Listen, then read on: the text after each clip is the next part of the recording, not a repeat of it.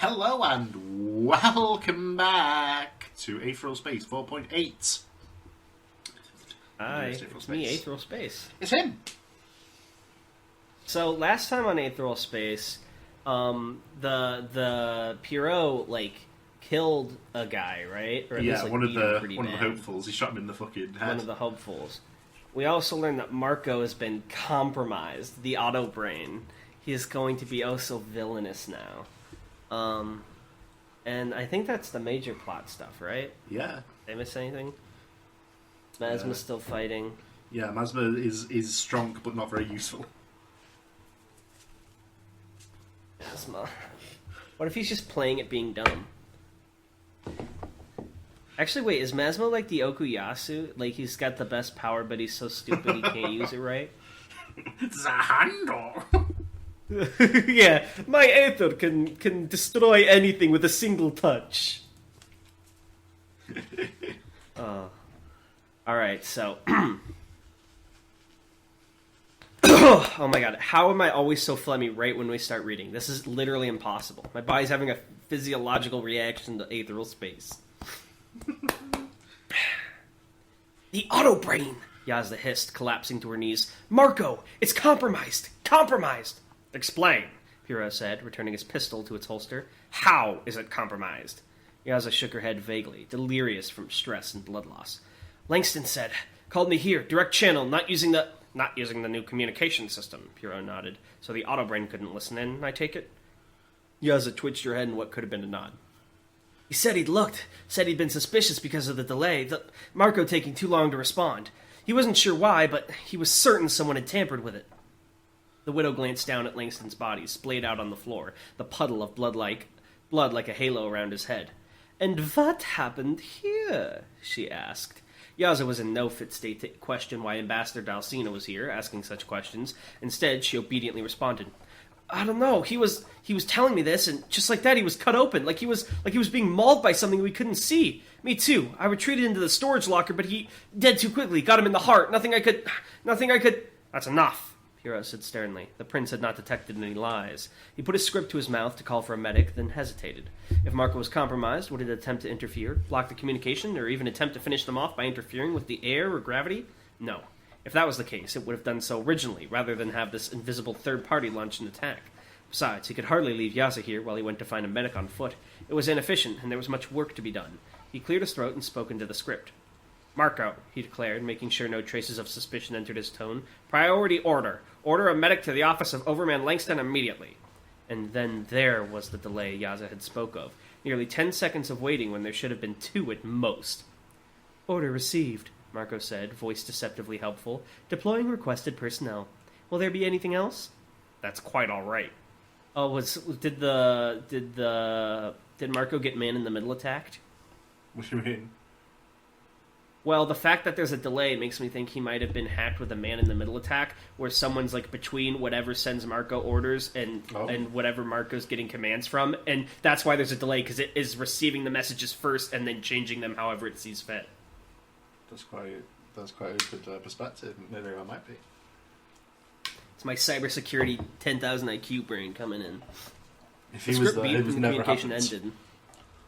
Ended. Almost instantly, Pierrot turned to the widow. We'll proceed to the physical auto-brain and assess the situation, he said. If necessary, we'll shut it down. The widow raised an eyebrow, nodding down at Yazda's prone form. The woman seemed to have returned to blissful unconsciousness. You'll just leave her there? Taking her with us isn't practical, nor is waiting here for the medic. The best course of action is to disable Marco if it's truly been compromised. Is that an issue? I was led to believe you were more cold-hearted than this. Oh, I am, the widow smiled. I simply forgot how disgusting it is to meet somebody like me. For a moment, Pierrot just stood there, face impassive, as if trying in vain to offer some rebuttal to her assessment. None came, however, and he simply turned away, marching out of the open door. A second later, the widow followed. If this auto-brain truly is compromised, the widow went on as they stepped into the hallway, how do you expect to disable it? Surely the thing can defend itself. It's smart enough to take orders from the wrong people, Pierrot explained, but not enough to improvise. It does as it's told, it doesn't plan independently. So long as the Autobrain's new master doesn't become suspicious of me, I should be able to deal with Marco. He sighed. Of course, there's a slight problem with that. And that is? Them. Pierrot nodded forward. The widow followed his gaze, ice claws already forming on the tips of her fingers. At the end of the hallway, framing the entrance to the elevator, were two cloaked figures, clad in red with cyclopean masks staring straight at Pierrot and the widow. Black braids of hair brushed against the floor behind them. Are these the brothers from the Paradox brothers from Yu-Gi-Oh? I'm assuming you're not part of my crew, Pierrot called out, hand on his pistol. I wouldn't allow my undermen to be caught dead looking like such clowns. The widow had to admit, whoever these two were, they were impressive. Even as they stood there, they had almost completely erased their presence. She could feel her gaze sliding over them as though they were just part of the scenery, twin statues in slightly bad taste. She could hardly even see them breathing. The Vantablack days were behind her now, but in her prime she'd have probably offered people like these a job. The first of the two masked figures spoke, their voice soft, feminine.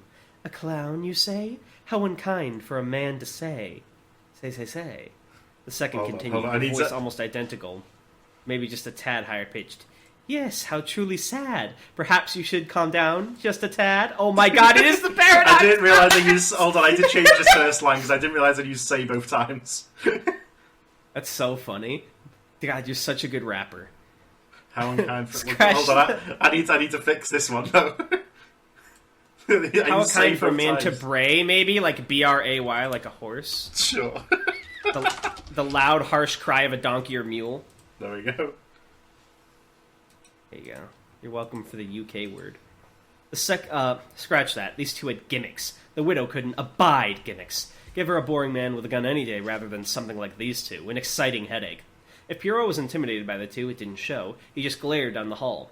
Can I assume you two are responsible for killing my subordinate? The first tittered. Assume. You want to know? The second echoed that laughter. To that question, our answer is no. My god, I cannot believe you actually put the Paradox Brothers in your pretending there's something else. That's so funny. Hero raised a single eyebrow. If you're lying, I'll know. As soon as I rip those masks off you and look you in the eyes. The laughter intensified. How frightening!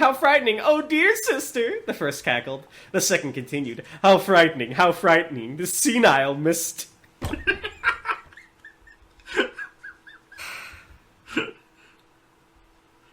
You wrote this.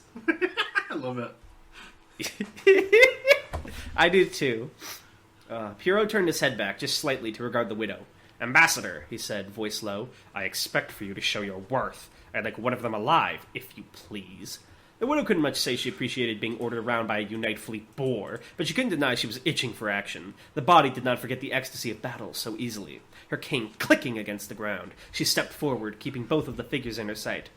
I am called the Widow, she said aloud, voice echoing down the hallway. I dislike killing people I don't know. Who are you? The bodies of the figures tensed slightly, just slightly. Doubtful anyone but the widow would have noticed them getting ready to move. Widow will meet widower, the first hissed. How sad a finale! We are the siblings Knox!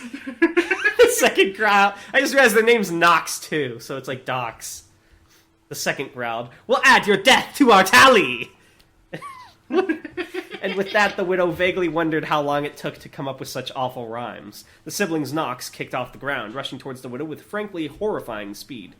Why is it saying horrifying spelled wrong? Oh, it wants you to use terrifying for some reason. Limbs moving so fast they seemed to move more like insects than people. As they approached, the widow released her grip on her cane, and the moment the handle struck the ground, the room was plunged into utter winter. Alright, I'm going to turn it to you for a second. Yeah, no worries. Never thought I'd be glad to see this thing, muttered Dragan, looking up at the slipstream. The sleek, luxurious star yacht didn't seem to suit its surroundings. The ostentatious bodywork and smooth aesthetic, a stark contrast against the functional, practical Unite Regent. Heavy docking clamps were secured on each side of the ship, magnetic seals holding the vessel in place. If they tried to take off with those attached, the ship would rip itself apart before they even got off the ground. Dragan jabbed Werner in the back with a demanding finger. Hey, how do you unlock this? Who the fuck is Werner? Werner! His hands still tied behind his back, glared back at Dragan over his shoulder. He growled. You won't get away with this, you know. Cool, not what I asked, though. Dragan turned his gaze to Elysia. Okay, didn't ask, plus you smell bad. Oh, by the way, I didn't ask. And by the way, you're not my hostage. He was staring frightened down at the ground. Bruno stood dutifully behind her. He felt a little sorry for her, he had to admit, mainly because she didn't talk as much as Werner. Hey, he called out in her direction, voice as stern as he could make it. Unlocking the ship. How? Lucia's gaze lifted shakily to regard Dragon, ignoring what Werner probably thought was a subtle shaking of his head. Don't tell him, Werner yelled. You made a pledge to unite, Fleet, right? You're a good person, don't let them intimidate you! You can't just let these guys make their getaway after what they've done. Dragon suppressed the urge to roll his eyes. He expected some resistance from Werner. It was pretty much the extent of his personality as far as Dragon was concerned. Well, not this kind of cringe-worthy protagonist speech. He wondered if Werner heard inspiring music in the background as he spewed out that drivel. Dragon is so fucking edgy. Yeah, he really is. Dragon's like that guy who, just learned how to be self-aware, so he thinks he's better than everyone else, but he, still hasn't gotten past the point of, getting past his own issues. Exactly. How? Dragon repeated, eyes cold, ignoring the word vomit Werner had just released. Lucia looked away. I won't say sorry. That kind of heroic resistance was kind of undercut when you apologised for it right after, but whatever. Dragon had been watching. He understood how to operate machines like these people. Tell me, Dragon said quietly, or I kill him. It was a lie, of course. Dragon wasn't really that heartless, but in cases like these, and against people like Lucia, false threats work just as easily as real ones. This was the easiest way to get what he wanted. If she called his bluff, which she wouldn't, he could just find another solution. Lucia did not disappoint. Squeezing her eyes shut to avoid Werner's gaze, she blurted out, It needs biometrics and a password from an impound technician, like me or Danny. Dragon smiled. Oh really, and where would I go to do that? Eyes still closed, Lucia jerked her head in the direction of an observation platform far above. Indeed, Dragon could see consoles and monitors lining the room inside if he squinted. If there was a place to operate this machinery, that would be it. Thanks, Dragon said, genuine gratitude in his voice. I'll put a whiff there if Google insists. Bruno, take this guy and unlock the clamps. I'll watch the ship. Bruno raised an eyebrow. Seems like one of us has the tougher job here. Yeah, Dragon said. I'm having to watch the ship without my strong friend Bruno. You should probably hurry back once you're done. The slightest smirk rose to Bruno's lips, but seriousness remained in his gaze. Still haven't seen any sign of Skipper or Roof. We won't leave without them, but we need to be ready to go the second they get here. For a moment, Bruno considered it. Then he nodded, pulling Werner along with him as he made his way towards the lifts. Werner glared, accusatory, at Lucia as he was dragged away. And then it was just the two of them. I was telling the truth before, you know, Dragon sighed, more to fill the silence than anything else. We really don't have anything to do with this. We're just trying to get around the fire, you know? Lucia nodded quietly. I know. He raised an eyebrow. What about your buddy, then? He seems pretty certain we're involved. When he gets an idea in his head, Lucia shrugged as she mumbles, it stays there, and you bad-mouthing the captain didn't help either, I guess. You want popcorn for a little bit? Yeah, sure. Dragon snorted. Bad-mouthing the captain? That's enough to put me on his shit list for life. Lucia looked up at him, and Dragon was almost forced to step back from the surprising firmness in her gaze. Danny's from Upo. Do you know Upo? He shook his head. Lucia squeezed her fists tight. It was a dying world, she said. Solar storms burning more and more of the surface every time they struck, but nobody was willing to help because the storms would have damaged their own ships, so the people of Upo had to just sit there and wait to die, like they were nothing. Dragon blinked. What happened? He asked, already having a vague idea. Captain Jamie Pirot happened, she sniffed. He drove the evacuation fleet straight through hell and rescued as many people as he could. He didn't care that it was impossible. He just did the right thing. Dragon bit his lip. That's commendable. It was irksome that he couldn't think of an ulterior motive for that altruism, or a way for it to fit in with Dragon's preconceptions of the captain. So yeah, Lucia finished, voice turning raspy as her bravery finally ran dry. Captain Pirot saved his life, my life, and the lives of every person we knew. Bad-mouthing the captain does put you on his shit list. Mine too. A kind of sudden self-awareness struck Dragon, like when you realized you were in the middle of a dream and everything suddenly seemed so much more solid. What was he doing? Pirot had struck him the wrong way, and now he had some kind of vendetta against him? That wasn't right. He was petty, sure, but not this petty.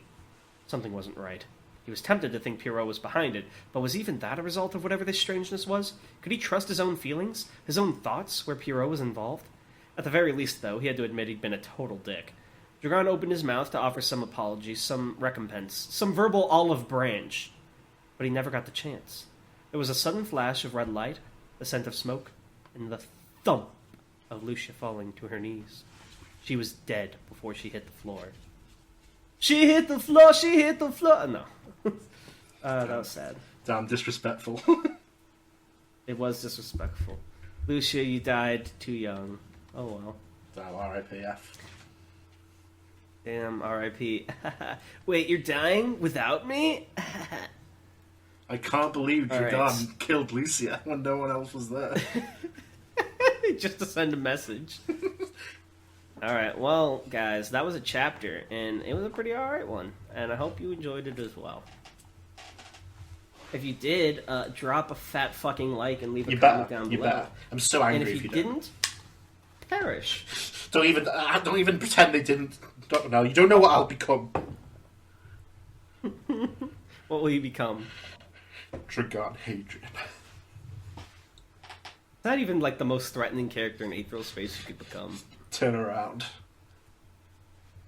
That'd be like if you were in Dragon Ball Z and you're like, don't make me become Krillin. I'll do it.